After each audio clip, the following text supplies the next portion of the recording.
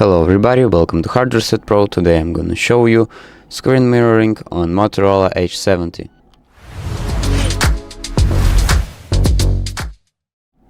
So if you want to cast your screen to your TV or monitor or PC, basically I'll show you how to do it.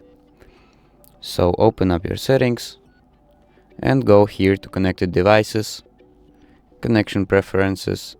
And as you can see here, you have two options: cross-device service and cast. So basically you can find a display right here to connect your phone to it and basically mirror your screen to that device. So basically that's the screen mirroring on Motorola Edge 70. So thank you for watching and subscribe for more.